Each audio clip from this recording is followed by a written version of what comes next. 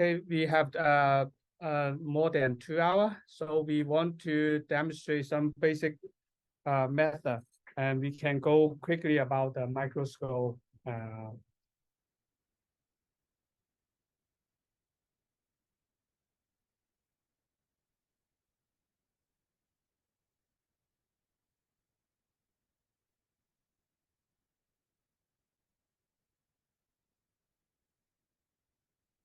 We talk about let's talk about the instrument first. So this set is what Dr. Paul shows us. Here is the needle holder. I would like to put it under the microscope so you can see that the tip. So it's a curved needle holder. There's also straight needle holder, but usually we don't use straight needle holder. I only have one professor, he likes to use the straight needle holder because like the curved needle holder, sometimes we pointing down and that's easier to catch something or pick up something. And usually you're holding a needle by holding a needle holder like this way, pointing up. But one of my professors said the straight needle holder, he don't need to turn pointing up and down, it's always straight. So that's also a very smart way to use a straight needle holder. So usually the needle holder, we would like to hold it like this way. The microscope is not really good.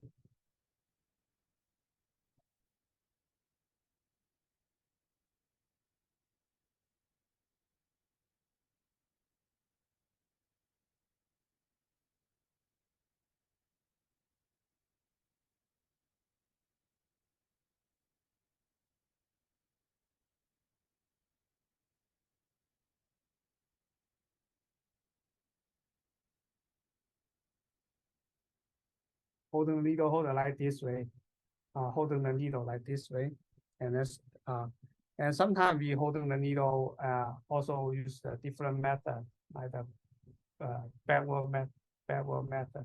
Like the needle is pointing on the other side. So this is one of the important skills when we're using the backhand technique. So needle holder. There's different needle holder. Like this is a titanium needle holder. It also has a lock. You can see there's a lock. I'd like to put it here so we can see the. This is the mechanism of the locking. There's a hook. Once we press it here, and then it stay locked, and we press it a little bit harder, and then it unlock. The locking instrument can provide some advantages. We don't need to apply force to holding the needle, but it's not so convenient because once it locked, we need to unlock it. And this is another kind of needle holder. And this is the super fine needle holder. We can see the tip of this needle holder is way smaller than this one. And it's from the side, you can see it's also very thin. So it won't occupy a large part of the needle. So it's good for using on a small needle like the 10-0, 11-0, or even 12-0.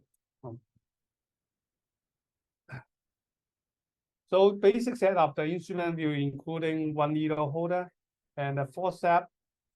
This three is the forceps, all the forceps. You can see this one is the straight and stronger forceps. This forceps is a finer forceps, finer tip forceps. So if we handling smaller structure like the going to the smaller vein and artery, we would like to use this smaller forceps, finer.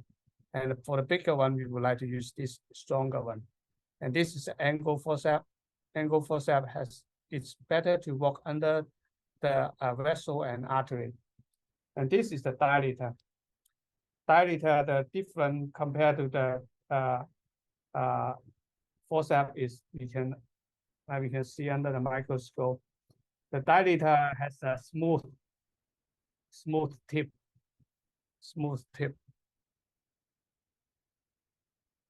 So this way we can put into the lumen and then dilate the vessel and without demonstrating the vessel. And the forceps, we can see it's sharper. So we try to avoid putting a forceps inside the lumen because it will damage the intima inside.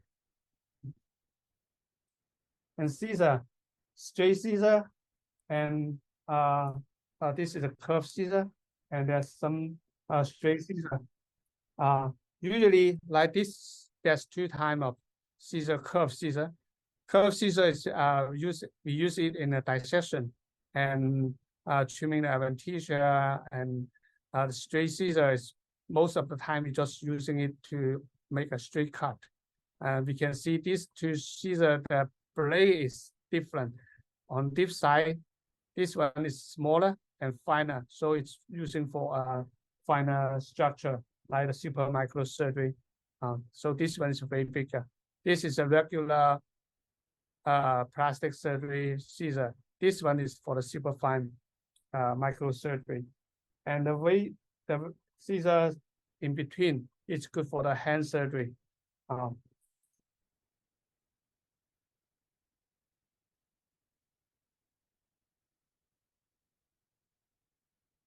And usually there's some number on the like this is a rainbow instrument, and it's the tip is finer.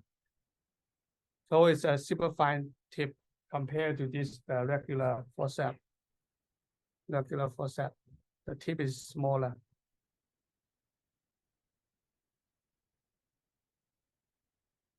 So you can see it's sharper. So the finer tip instrument is good for the smaller structure, like the super microsurgery, and then we will need to do use a super fine tip scissor forceps. Okay, any question about the instruments? If no, we can move out to the suture. Suture, I hear there's a question about a suture. So usually we use 8/0, 9/0, 10/0, 11/0, and 12/0 suture. And usually like from 2 to 3, 3 above, we use 8/0 suture. 2 to 3 milliliter diameter vessel, we use 9/0 suture. And from 1 to 2, we use 10/0. And below 1 milliliter, we would like to use 11/0. When it's the vessel going to smaller, like 0.6, 0.5, we would like to use the 12/0 suture. The suture is one important thing. The needle on the suture is also important.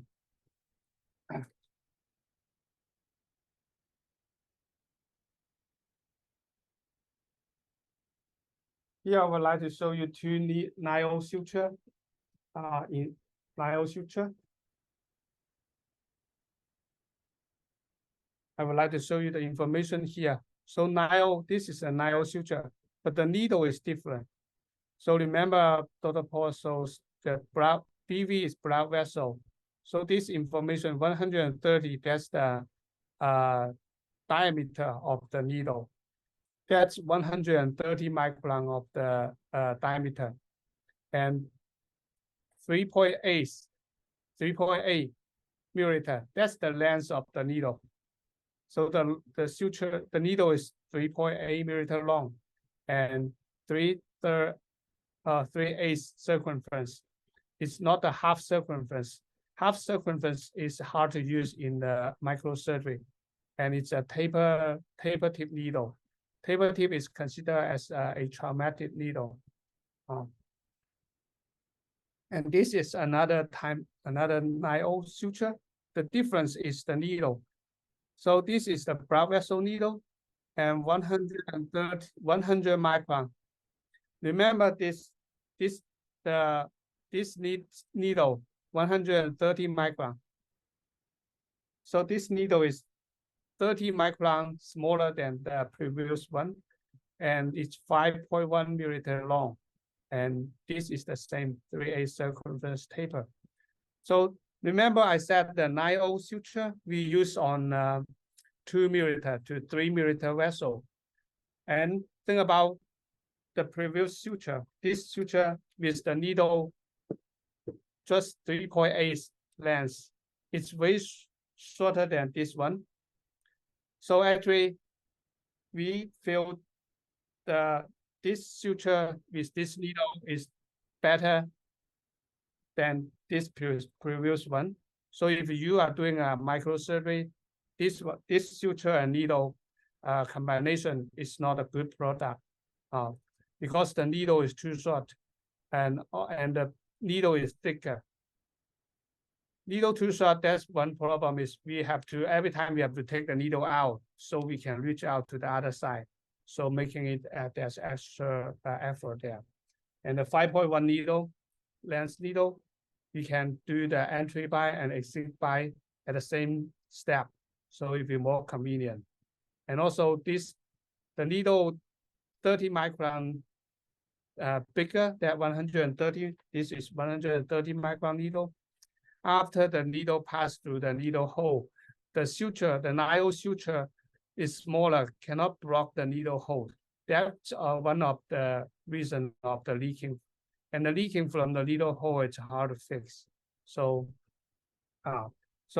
this is I hope this information of the suture and can help you to decide what kind of suture we should use. I believe like if you are the first microsurgeon in the OR, you need to know what is the right product for the hospital to order for you. Okay, that's the suture.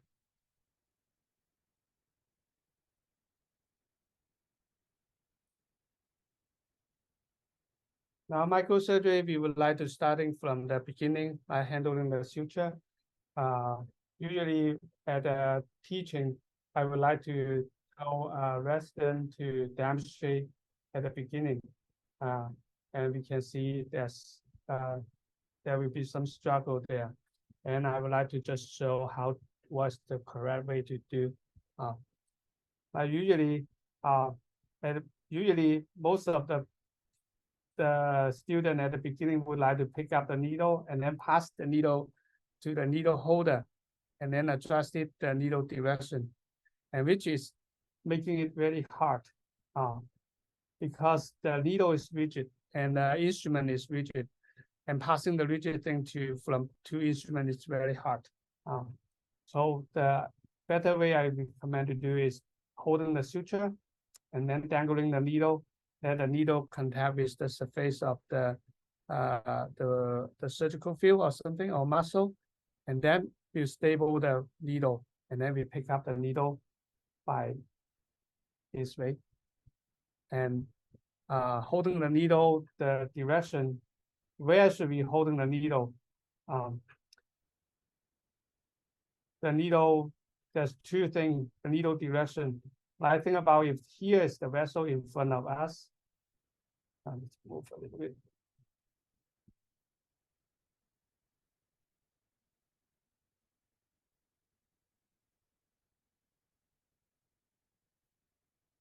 Here's a vessel in front of us. We would like to holding the needle, not just perpendicular to the needle holder. We also want the needle kind of pivot a little bit to match the parallel to the vessel. And the second thing is the needle tip. We don't want to holding the needle tip pointing up, because that will you will need to use a lot of effort to do the entry by. And if you're holding the needle too close to the tip, there will be a high risk of hitting the bed wall. So the second thing about the needle holder, the needle is holding the needle tip horizontally to the surface. So that's the better way to do the pierce of the entry by and come out of the needle and exit by like that. Okay. Yeah, needle is in the middle. Now, once we finish the needle, the by, and then the needle now is in your left side. So I would like to use my left hand to hold the suture all the way to the left, and try not to use like this, pass the suture again and again like this way.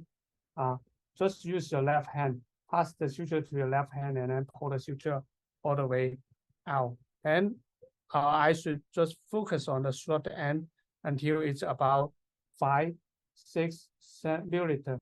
And then we start. And then one here, I would like you to remember one thing. Bring it back to in front of you. And here I would like to introduce a treating method. Remember I said the video from the OR is the black belt F method. The treating method is kind of a punch, one punch by one punch. So this treating method in our lab we use is we starting the first knot by a surgeon's knot, and then we pass the suture back to your left hand, and then tie another knot using your needle holder, and then pass the suture. Why are we doing this? There's two reasons, there are two advantages of this method. We can train both of our hands. We can train both of our hands to do able to tie knots. So we can improve our hands dexterity. And also at the beginning, we don't need to struggle which direction we should hold the suture. I think about if we don't pass the suture, we need to close. Sometimes we need to close the suture, close the instrument to tie a square knot. So closing the instrument under the microscope, you won't feel comfortable. So that's the reason in the training we use pass the instrument from one hand to the other hand to tie a knot. And also when you become better, there's some kind of very convenient and fancy method we can use for the knot tying method. Here is the if you go to our website, you can see an airborne method. Airborne method is kind of we always holding the short end and then control it so we can pick it up. And like this, we don't need to put down the long end. It's always in the air. So that's the airborne method. And it's when you are even better, we can also pick up the airborne second method. This method you never lose your short end, so it's always in your hand. You control both ends always. But there's different method. You can even see something different from each surgeon, each teacher. The way to learn to be a better student or learner is to kind of be empty and observe the better things from one of each surgeon. And like you learn something good from me, and you learn something good from Dr. Paul, and you learn something good from your teacher, and that you become better than all of us. So that's the suture and knot tying method. So the take-home message is the needle direction is not always perpendicular to the needle holder. It depends on the situation. And the needle, the knot tying method, there's training method, a basic method. It's not a bad method. That method is a basic method we can use when there's a tough situation.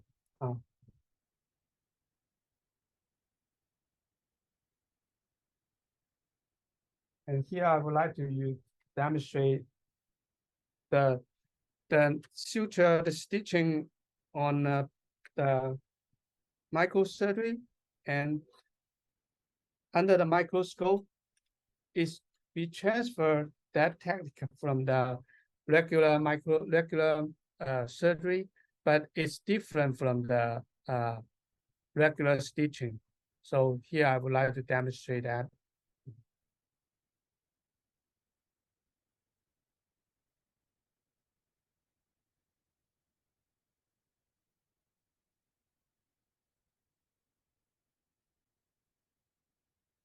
Okay.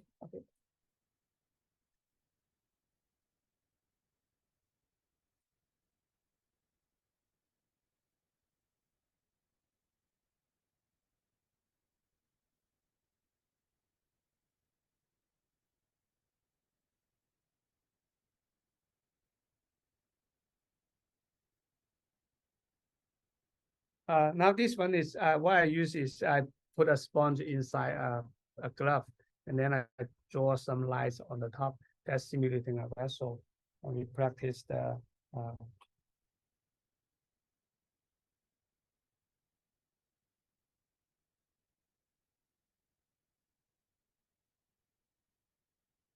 simulating here, simulating one vessel, two vessel, and that's the vessel edge. It's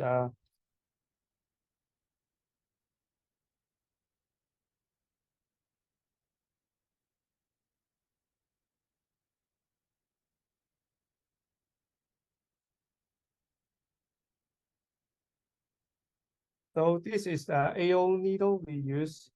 Here's I would like to show the information so we can like this remember it better. Bra vessel 140 micron. So this needle is 40 micron thicker than the 9O needle, and the length is 6.4 millimeter, and it's a longer and bigger needle on a 9O section. So here's the needle.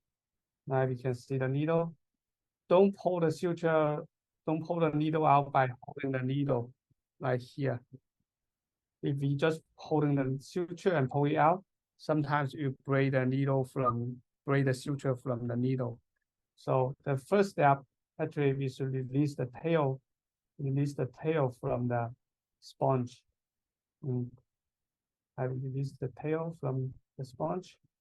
And when there's nothing stuck in the sponge, now it's time to take the needle out by holding the needle. So this way we can help us prevent loose stitching, lose the needle and the suture. So here I would like to show the way of placing a stitch. This way, this method can help you to do the pierce nice and easy. It's a little bit, I will show it's a little bit different from like we stitching on the skin. Like usually we stitching the skin, we will turn the needle perpendicular to the skin and then pierce the skin. And then on the other side, we turn the needle and try to do that. But in the microsurgery, turning the needle like that way, it's hard. So we use a different way. So as I say, we holding the needle parallel to the vessel, and the needle tip is horizontally to the surface. What we do is we use the forceps to support, this is the dilator, support the edge of the proximal side, and then our needle, we don't turn. Instead of turning, we use the needle tip, press down, and then move forward. So this motion is different from turning the needle and pierce like the skin. You press down and then forward. And the other side, distal side, you don't try to hook it up, try to go to hook it up. See, there will be a high risk of hitting the back wall. Hitting the back wall. Go closer. Because most of the time the vessel is the clap, the vessel lumen is clap, the back wall is so very close to your front wall. So on the other side, we pick up the front wall and then put it on the tip of the needle. And then we press down the distal side. We press down the distal side, and then our needle just also move forward instead of maybe suturing the skin, try to turn. So with these two methods, you can make an entry and exit by nice and easy. Now and on this side, we pick up the needle by a needle holder instead of using a forceps. The forceps you see is so narrow, it's not designed to catch the needle. So, and then once it come up, it's on your left side. Use your left hand to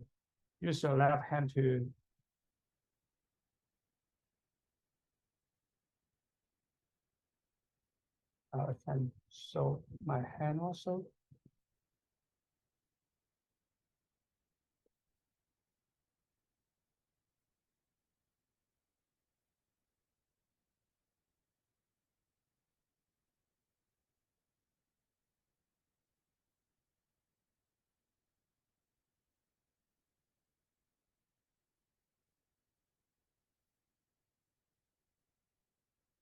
Then I use my left hand to pull it out.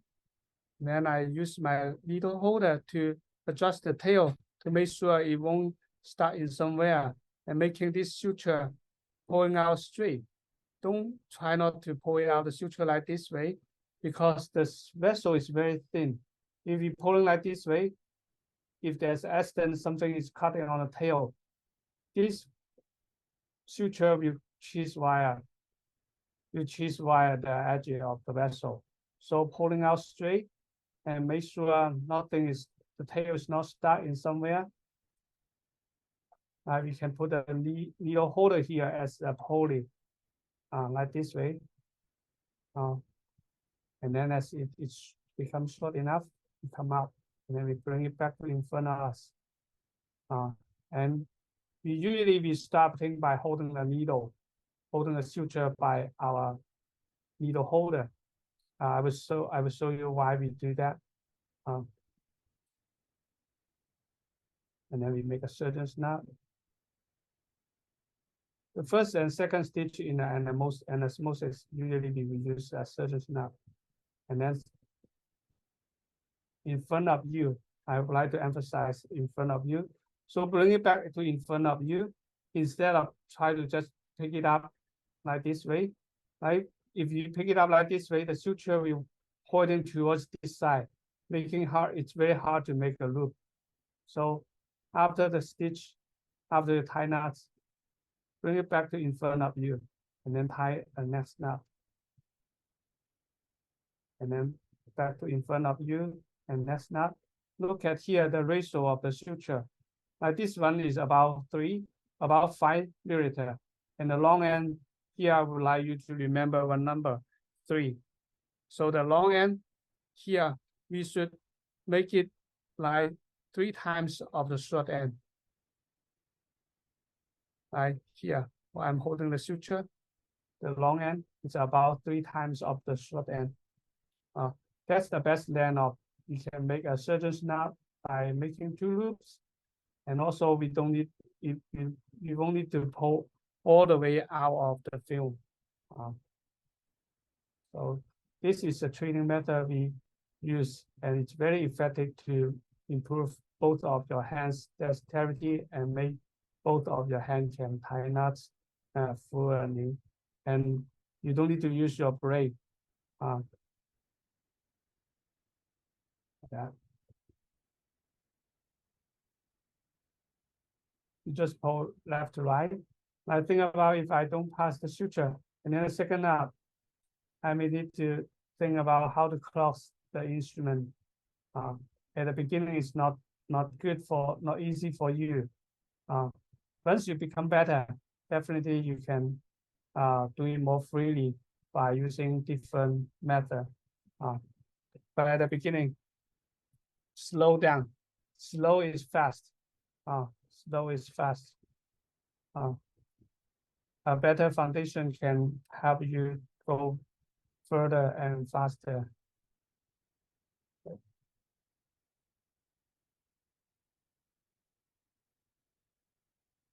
Right now, I don't see the needle, so my method is to, once I still holding the suture, I won't lose my needle. So I just pull the suture, and then the needle will come back. I demonstrate again. Here, raise the edge, and the needle press down and move forward. And on the other side, pick up the vessel, put it on the top. So now we 100% sure we didn't hit the back wall, and only the front wall is on my needle. And then I press the distal and just move forward. So we just need to use 2 move forward movement and finish the entry and exit bite. It's also a small detail. When you look at the paper or look at a video, you may not pick it up. So I hope you feel helpful this method. Yeah, if you feel this stitching method is helpful for you, yeah, please time in the chat.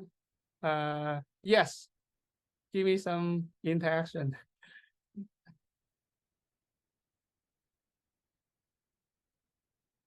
getting some yeses. Yeah, I see some yes coming up. Thank you. Okay, now this is like if you practice like this is 2 stitch at the beginning, 0 and 180 degree. Okay, that's captured.